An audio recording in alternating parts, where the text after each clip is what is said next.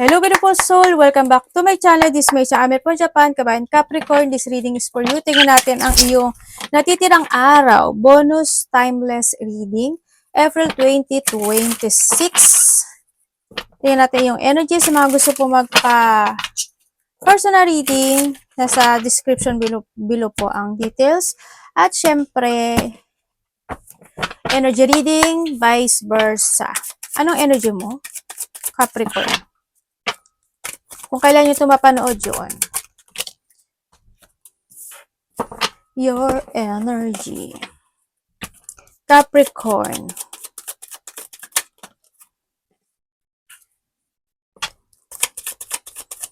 Puro pera. Nalo. Okay. When it comes sa yung energy, ang nakikita ko sa iyo dito is, andun ka daw sa point na may mga bagay ka daw o sitwasyon na i-evaluate, parang nahadon sa point na yon or iisipin, pag-iisipan, or either may kakausapin ka, o kaya naman is may kakausapin, taong kakausap sa'yo, or hando yung point na may mga multitask o multiple priorities ka daw na gagawin. Sa iba naman sa inyo, may mga bagay ka daw na i-work it out na situation. May mga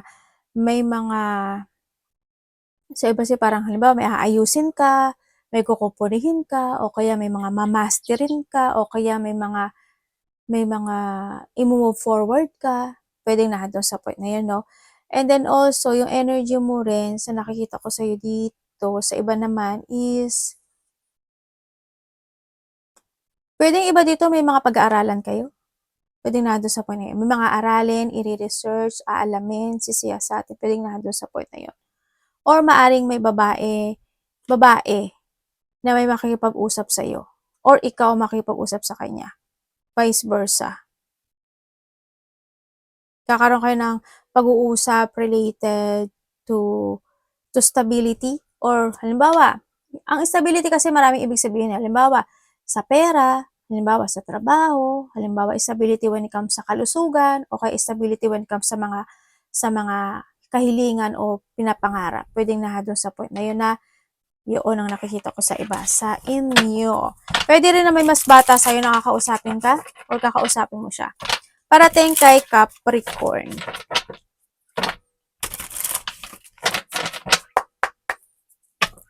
Parating kay Capricorn.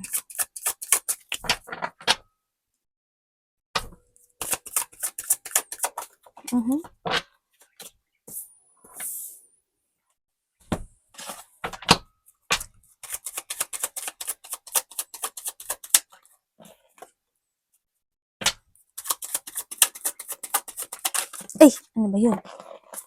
Saan ka? Wala sa'yo. Huwag yan, napakarami niyan. Puro sword. Puro sword yan.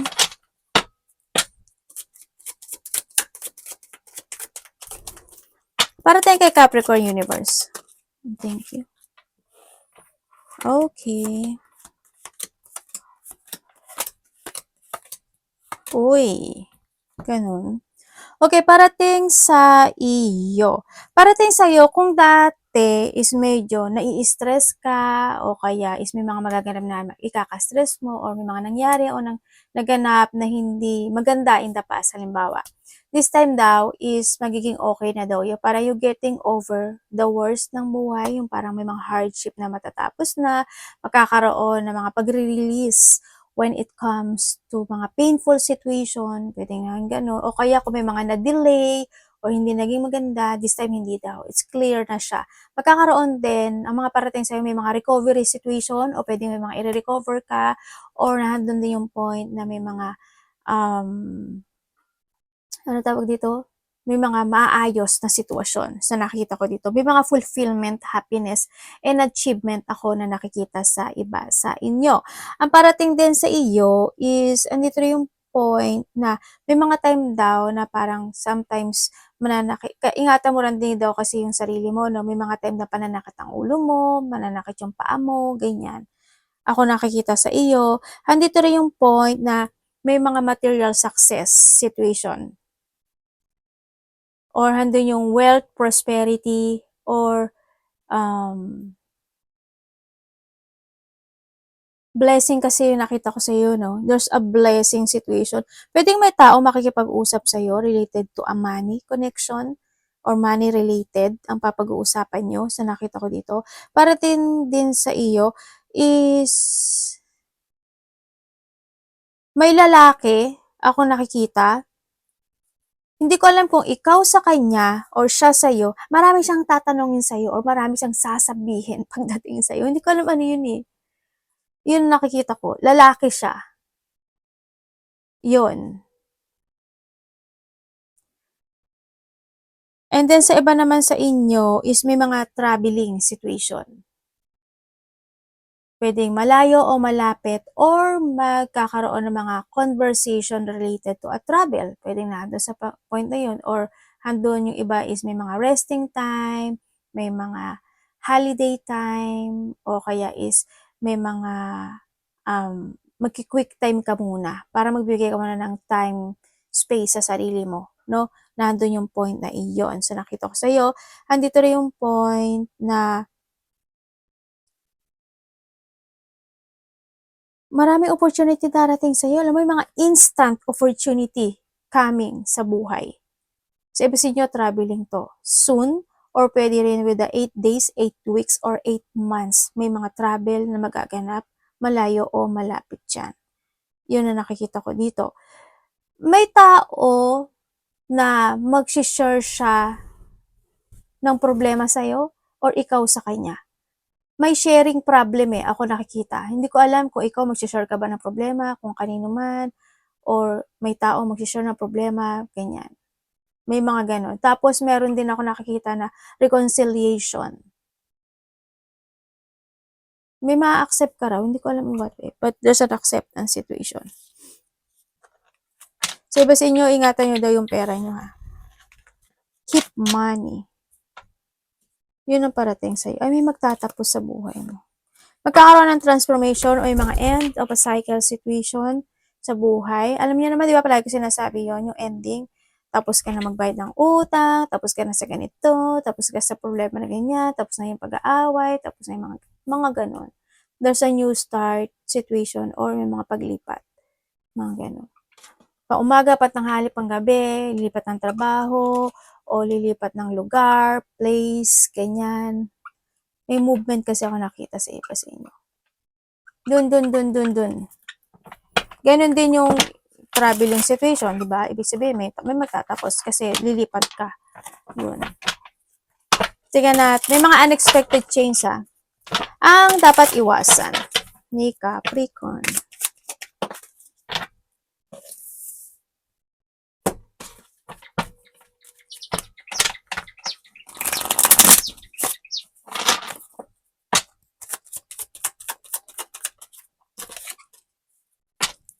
Dapat iwasan?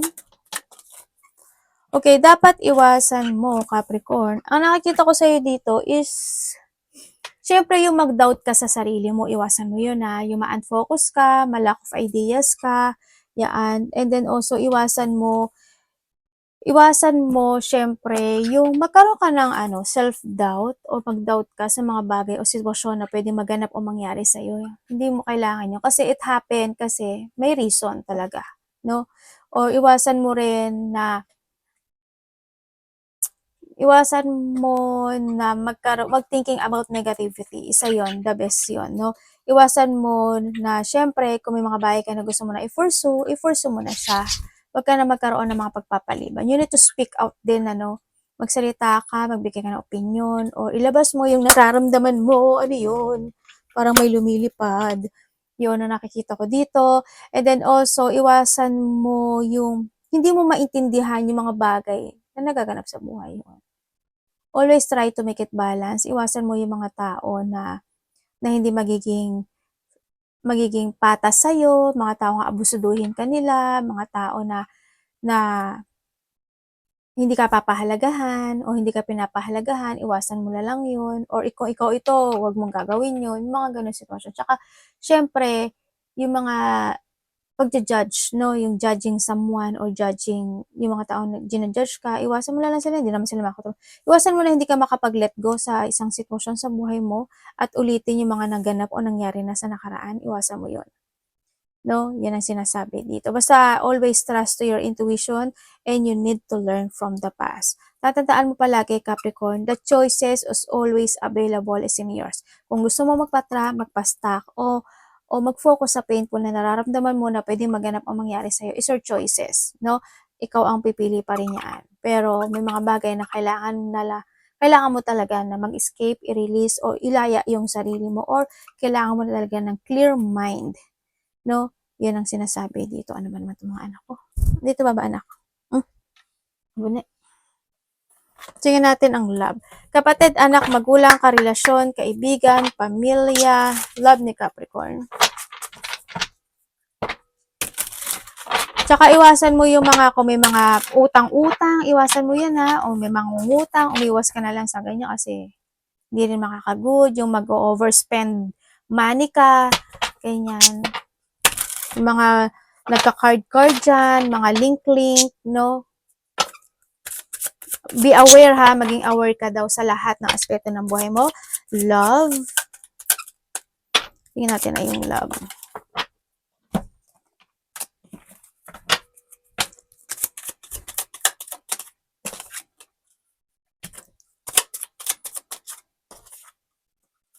Okay. Pagdating sa love, kung single ka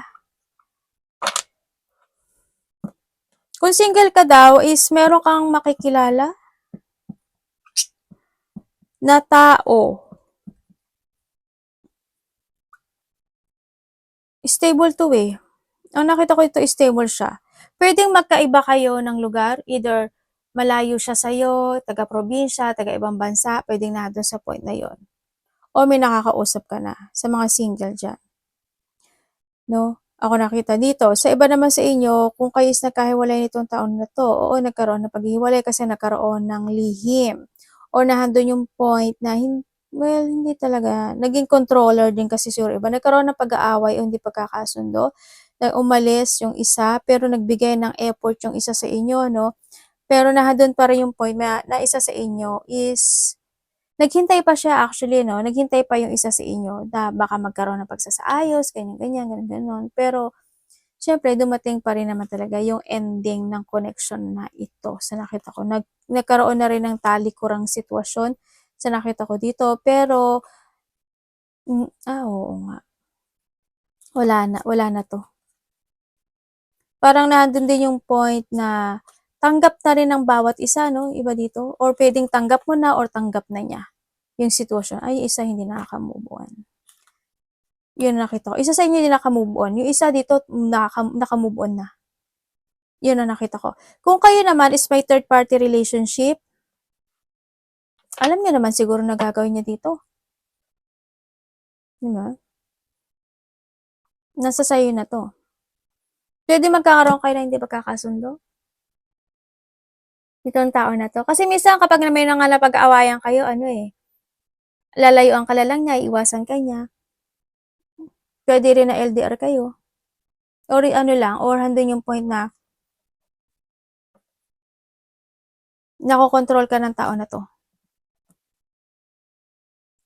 Kumbaga is, kung yung connection mo is ng babae siya noon o ng lalaki siya noon, muli yun mauulit. Yun ang nakikita ko. Sa mga wala naman third party, pero nasa inyo pa rin yan kasi decision mo yan eh. Relationship mo yan, diba? Sa mga wala naman third party, andito naman yung 10 of Cups sa nakita ko dito. Siyempre, hindi naman maaalis yung lungkot o yung mga disappointment sa buhay, but still handun yung pagiging matatag ng connection na ito. Maraming iniisip ang isa sa inyo or nagbibisi-bisihan or busy lang talaga. You put effort naman din pagdating sa connection na ito, no? Kumbaga, nahando yung point na may mga bagay kayong inaayos o may mga isasaayos kayo na sitwasyon pagdating sa relationship or sa inyong dalawa. Parang nahandoon sa point na yon. Ako nakikita. Hando naman yung suportahan ng bawat isa, stability, and loyal to each other, yun ang nakikita ko dito. Pero, hindi ko na alam ba't ang lalim mag-isip ng isa sa inyo. Or pwede rin na magkaroon kayo ng mga, ano ba to? May mga magaganap o mangyari na pwedeng ma-disappoint ka sa kanya o siya sa'yo or ikalungkot, pwedeng nando sa point na yun. May mga ganun na parating. Pwede rin na low energy. Pwedeng na doon sa point na yun. Naglo-low energy rin kasi yung isa. Money. Pag low energy, ibig sabihin either may masama yung pakiramdam, ganyan. O kaya may sakit.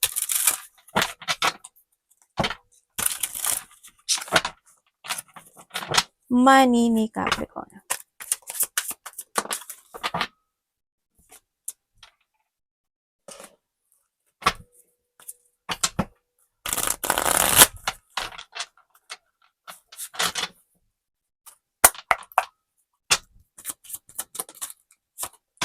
Uy, puro ano ah.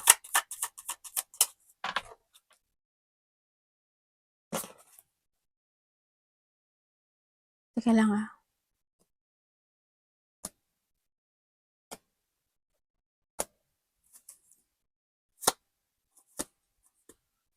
Okay. May gusto kasi ako, oh devil. May gusto kasi ako, may gusto ako kasing ano siguraduhin. Okay, pagdating sa, ay mag-ingat kayo sa ano ha,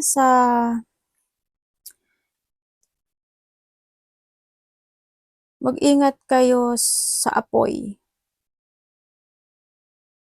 Yung pwede maging cause ng apoy, o kaya sa mga maiinit na bagay, ganyan.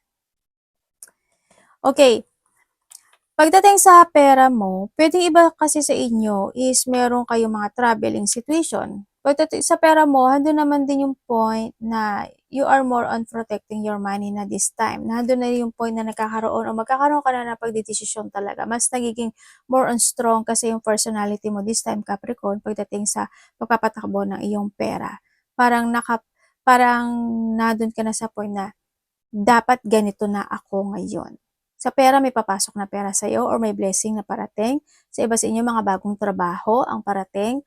Or sa iba sa inyo, kung naghahanap kayo ng trabaho, yes, matatanggap po kayo dito. Kailangan mo lang din talaga na manindigan kasi matatanggap ka raw. Pero, is medyo magulo kasi yung takbo ng isip ng iba, no? Sa mga trabaho situation. Kung mag-a-apply sila sa iba or maglilipat sila or kung iba naman sa inyo is kasi iba dito bagong trabaho eh. Or pwede rin naman iba sa inyo is meron ka ng ginagawa at nagkakaroon ka pa ng idea para magkaroon ng mga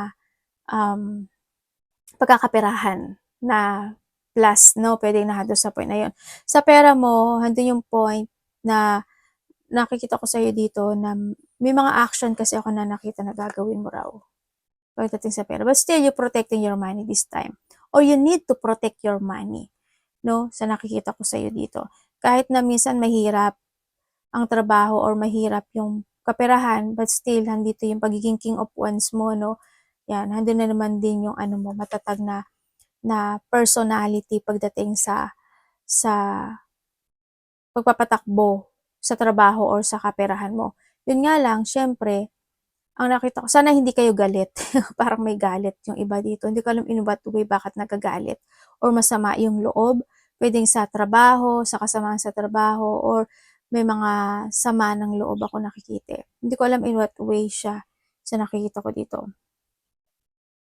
Yun ang nakikita ko sa iba sa inyo. Sa iba sa inyo, kailangan nyo daw mag-action.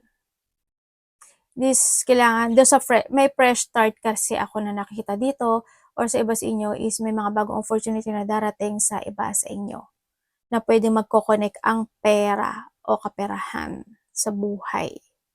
At yung magiging maganda ba yung pera ko? It's depend on your action daw. Kasi iba sa inyo is, depende kasi sa action eh. Iba sa inyo, may breakthrough eh. Yun na nakita ko. Ang sinasabi rin dito is kailangan nyo daw na i-innovate or kailangan nyo talaga na maging strong this time pagdating sa pagpapatakbo ng inyong kaperahan. Be more wiser. Be the king. Parang nahandas. Or king or queen ka man. No? Yun ang nakikita ko sa iba sa inyo. Protektahan mo rin, tsaka minsan depensahan mo rin yung sarili mo. Sa iba sa inyo, baka busy kayo sa trabaho nyo. Yan. May mga trabaho man yan or something, may ikabibisihan ka raw eh. Pwedeng isipan mo busy o kaya may mga sitwasyon na magiging busy ka. Sa iba, gano'n na nakikita ko dito. Arigato namaste, God bless.